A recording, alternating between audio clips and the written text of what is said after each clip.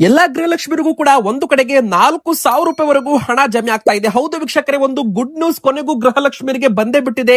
ಖಾತೆಗೆ ಹಣ ಜಮೆ ಆಗೋದಕ್ಕೆ ಈಗ ಶುರು ಕೂಡ ಆಗ್ತಾ ಇದೆ. ನಿಮಗೆ ಹಣ ಬಂದಿಲ್ಲ ಅಂದ್ರೆ ಏನ್ ಮಾಡ್ಬೇಕು, ಎಷ್ಟು ಕಂತು ಬಾಕಿ ಇದೆ, ಎಷ್ಟು ಕಂತು ಈಗ ಬಂದಿದೆ, ಎಷ್ಟು ಬರಬೇಕು, ಇನ್ನು 2-3 ದೊಡ್ಡ ಗುಡ್ ನ್ಯೂಸ್ ಕೂಡ ಬಂದಿದೆ. ಅದನ್ನು ಕೂಡ ನೋಡ್ತಾ ಹೋಗೋಣ. ಇನ್ನೊಂದು ಕಡೆಗೆ ನೋಡಿ ವೀಕ್ಷಕರೇ, ರೇಷನ್ ಕಾರ್ಡ್ ಇದ್ದವರಿಗೆ ಒಂದು ಸಿಹಿ ಸುದ್ದಿ ಅಂತಾನೆ ಹೇಳ್ಬಹುದು. ಅನ್ನಭಾಗ್ಯ ಅಕ್ಕಿ ಜೊತೆಗೆ ಎಲ್ಲಾ ವಸ್ತುಗಳು ಕೂಡ ನಿಮಗೆ ಇನ್ಮೇಲೆ ಕೊಡಲಾಗುತ್ತೆ. ಅದನ್ನು ಕೂಡ ನೋಡ್ತಾ ಹೋಗೋಣ. ಇನ್ನೊಂದು ಕಡೆಗೆ ಮತ್ತೆ ಸಾರಿಗೆ ನೌಕರರು ತಮ್ಮ ಬಸ್ ಸಂಚಾರವನ್ನ ಬಂದ್ ಮಾಡಲು ನಿರ್ಧಾರ ಮಾಡಿದ್ದಾರೆ. ಹೌದು, ಅನಿರ್ದಿಷ್ಟಾವಧಿ ಮುಷ್ಕರ ಮಾಡೋದಾಗಿ ಘೋಷಣೆ ಮಾಡಿದ್ದಾರೆ. ಪ್ರಯಾಣಿಕರು ತುಂಬಾನೇ ಎಚ್ಚರವಾಗಿರ್ಬೇಕು ಅಂತಾನು ಕೂಡ ಇಲ್ಲಿ ಹೇಳ್ಬಹುದು ವೀಕ್ಷಕರೇ. ಯಾವಾಗ್ಲಿಂದ ಮುಷ್ಕರ ಶುರುವಾಗುತ್ತೆ ಅದನ್ನು ಕೂಡ ನೋಡ್ತಾ ಹೋಗೋಣ. ಮತ್ತೊಂದು ಕಡೆಗೆ ಕರ್ನಾಟಕದ 12 ಜಿಲ್ಲೆಗಳಿಗೆ ನಾಳೆಯಿಂದಲೇ ಭಾರಿ ಒಂದು ಮಳೆ ಆಗಲಿದೆ ಅಂತೆ. ಹೌದು, ಈ ಜಿಲ್ಲೆಗಳಲ್ಲಿ ಜನರು ಸ್ವಲ್ಪ ಎಚ್ಚರ ವಹಿಸಬೇಕು, ಹುಷಾರು ವಹಿಸಬೇಕು ಅಂತಾನು ಕೂಡ ಇಲ್ಲಿ ಹವಾಮಾನ ಇಲಾಖೆ ಹೇಳಿದೆ.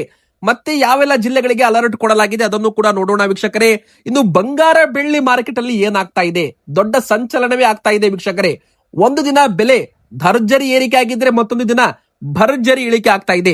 ಹಾಗಾದ್ರೆ ಮುಂದಿನ ಬರೋ ದಿನಗಳಲ್ಲಿ ಬೆಲೆ ಏರಿಕೆ ಆಗುತ್ತೋ ಇಳಿಕೆ ಆಗುತ್ತೋ, ಈಗ ತಗೋಬೇಕೋ ಬೇಡವೋ, ಅದನ್ನು ಕೂಡ ಈ ವಿಡಿಯೋದಲ್ಲಿ ನಾವು ನಿಮಗೆ ಮಾಹಿತಿಯನ್ನ ಕೊಡ್ತಾ ಇದ್ದೀವಿ. ವಿಡಿಯೋನ ದಯವಿಟ್ಟು ಪೂರ್ತಿಯಾಗಿ ಕೊನೆ ತನಕ ನೋಡಿ ವೀಕ್ಷಕರೇ. ಮೊದಲಿಗೆ ವಿಡಿಯೋ ಶುರು ಮಾಡೋಕ್ಕಿಂತ ಮುಂಚೆ ನೀವು ಗೃಹಲಕ್ಷ್ಮಿ ಫಲಾನುಭವಿಗಳು ರೇಷನ್ ಕಾರ್ಡ್ ಹೊಂದಿದ್ರೆ ಬೇಗನೆ ವಿಡಿಯೋಗೆ ಲೈಕ್ ಮಾಡಿ.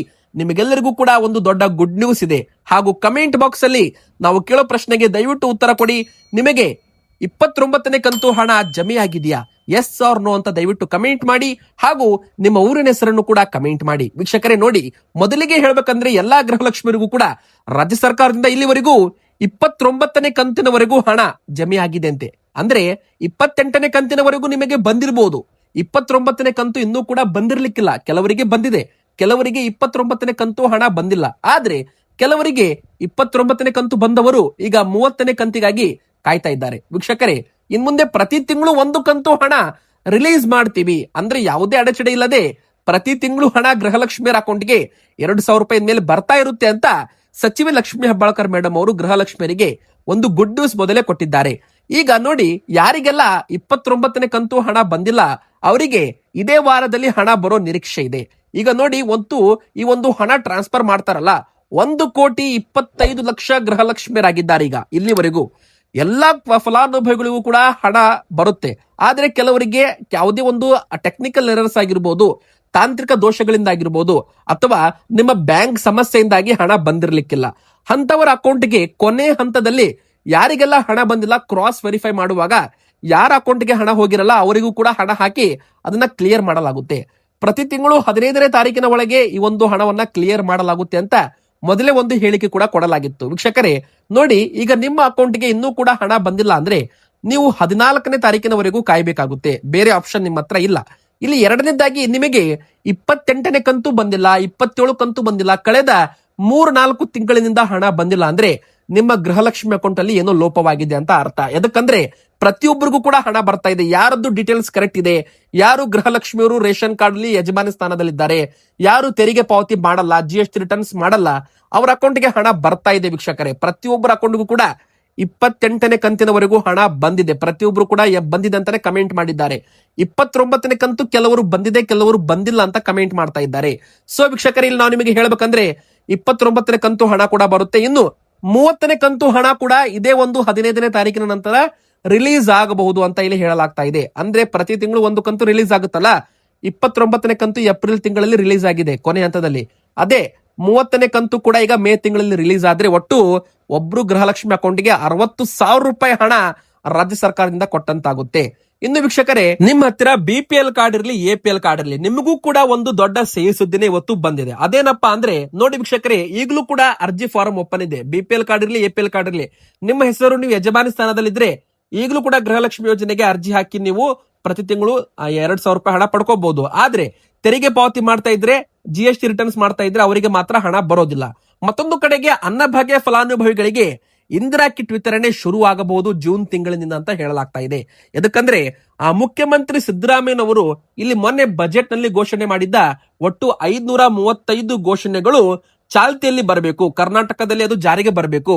ಅಂದ್ರೆ ಹೋದ ಬಜೆಟ್ ನಲ್ಲಿ 13 ಘೋಷಣೆಗಳು ಕೇವಲ ಲಿಖಿತದಲ್ಲಿ ಮಾತ್ರ ಇದ್ದಾವೆ, ಜಾರಿಗೆ ಬಂದಿಲ್ಲ.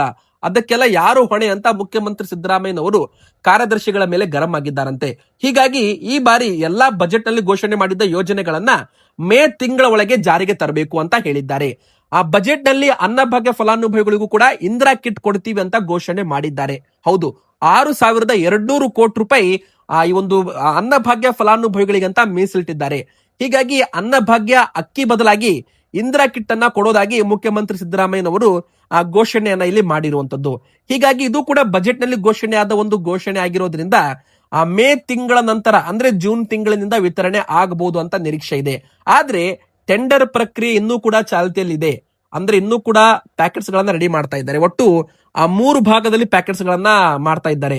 ಆ ಮೊದಲನೇದು ಕಿಟ್ ಯಾವ ತರ ಇರುತ್ತೆ ಅಂದ್ರೆ 2.5 kg ಇದ್ದು, ಎರಡನೇದ್ದು 5 kg ಇದ್ದು, ನಂತರ 7.5 kg ಇದ್ದು. ಎಲ್ಲರಿಗೂ ಕೂಡ 5 kg ಕೊಡಲ್ಲ.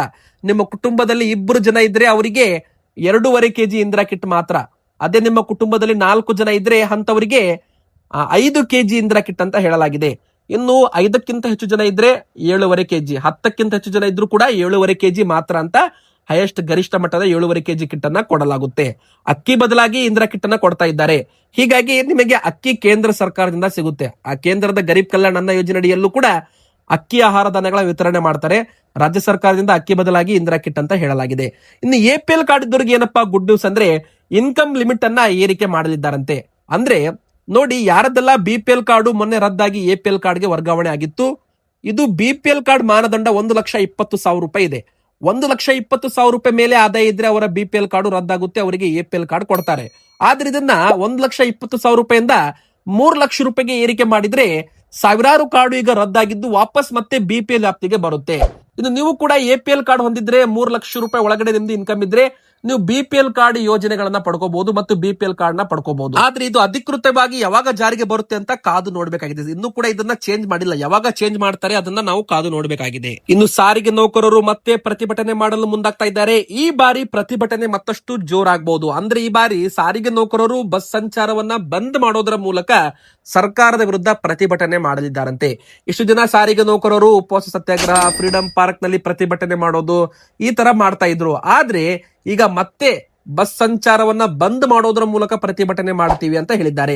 ಇದರಿಂದ ಪ್ರಯಾಣಿಕರಿಗೊಂದು ದೊಡ್ಡ ಶಾಕಿಂಗ್ ಸುದ್ದಿ ಅಂತ ಹೇಳ್ಬಹುದು. ನೀವೇನಾದ್ರೂ 20ನೇ ತಾರೀಕಿನ ನಂತರ ಊರಿಗೆ ಹೋಗಲು ಪ್ಲಾನ್ ಮಾಡ್ತಾ ಇದ್ರೆ 19ನೇ ತಾರೀಕು ಸಂಜೆವರೆಗೂ ಕಾಯಿರಿ. ಅದಕ್ಕಂದ್ರೆ ಯಾವಾಗ ಸರ್ಕಾರದ ಜೊತೆಗೆ ಒಂದು ಸಂಧಾನ ಸಭೆ ಇರುತ್ತೆ, ಅದು ವಿಫಲವಾದ್ರೆ 20ನೇ ತಾರೀಕಿನಿಂದ ಬಸ್ ಸಂಚಾರ ಡೌಟ್ ಅಂತ ಹೇಳಲಾಗ್ತಾ ಇದೆ ವೀಕ್ಷಕರೇ. ಅಂದ್ರೆ 20ನೇ ತಾರೀಕಿನಿಂದಲೇ ಅನಿರ್ದಿಷ್ಟಾವಧಿ ಮುಷ್ಕರ ಮಾಡ್ತೀವಿ ಅಂತ ಸಾರಿಗೆ ನೌಕರರು ಹೇಳ್ತಾ ಇದ್ದಾರೆ. ಹೀಗಾಗಿ ಬಸ್ ಸಂಚಾರ ಬಂದ್ ಆಗ್ಬಹುದು ಕರ್ನಾಟಕದಲ್ಲಿ ಅಂತ ಹೇಳಲಾಗ್ತಾ ಇದೆ. ಆದ್ರೆ ಕೊನೆ ಕ್ಷಣದಲ್ಲಿ ಸರ್ಕಾರ ಏನಾದ್ರೂ ಮತ್ತೆ ಮನವೊಲಿಸಿ ಸ್ಪಂದನಿಸಿದ್ರೆ ಇಲ್ಲಿ ಮತ್ತೆ ಸಾರಿಗೆ ನೌಕರರು ತಮ್ಮ ಮುಷ್ಕರವನ್ನ ಕೈಬಿಟ್ಟು ಬಸ್ ಸಂಚಾರ ಯಥಾಸ್ಥಿತಿಯಲ್ಲಿ ಇರುತ್ತೆ.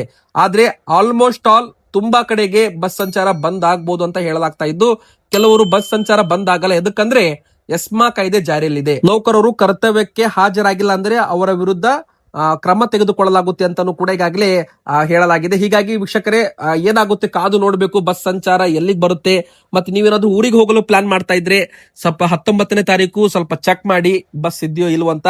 ಮತ್ತೆ ಸಂಚಾರದಲ್ಲಿ ವೃತ್ಯ ಕೂಡ ಆಗ್ಬಹುದು ಅಂತ ಇಲ್ಲಿ ಹೇಳಲಾಗ್ತಾ ಇದೆ.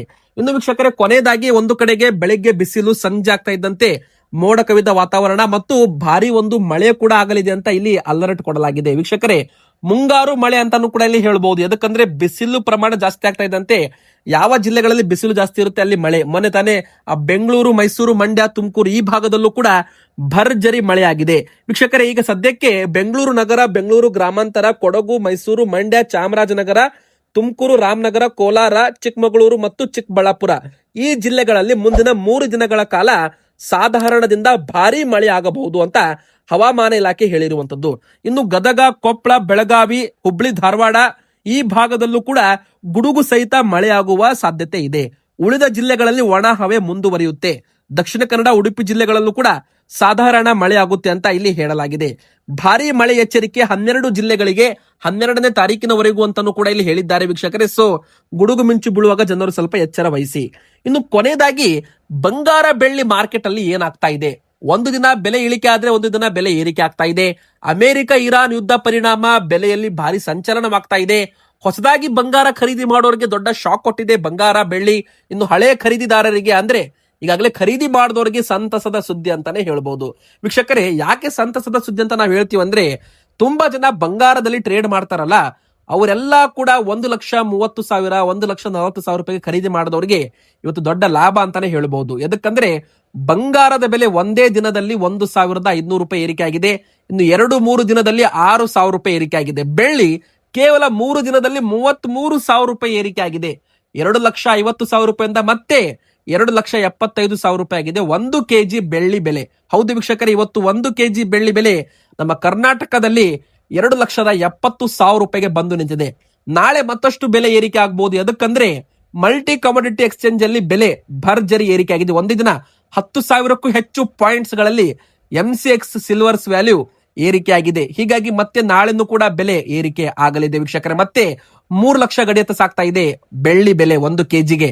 ಇನ್ನೊಂದು ಕಡೆಗೆ ಬಂಗಾರದ ಬೆಲೆ ಕೂಡ ಏರಿಕೆ ಆಗಿ 1,50,000 ರೂಪಾಯಿಂದ ಈಗ 1,53,000 ರೂಪಾಯಿ ಆಗಿದೆ. ಮೊನ್ನೆ 1,35,000 ರೂಪಾಯಿಗೆ ಬಂದಿತ್ತು. ಅವಾಗ ಯಾರೆಲ್ಲ ಖರೀದಿ ಮಾಡಿದ್ದಾರೆ ನೋಡಿ ಬಂಗಾರ, ಇವತ್ತು ಅವರಿಗೆ 20,000 ರೂಪಾಯಿ ಲಾಭ ಅಂತಾನೆ ಹೇಳ್ಬೋದು. ಯಾಕಂದ್ರೆ ಇವಾಗ 1,53,000 ರೂಪಾಯಿಗೆ ಬಂದಿದೆ ಬಂಗಾರದ ಬೆಲೆ ಅಂತಾನೆ ಹೇಳ್ಬೋದು.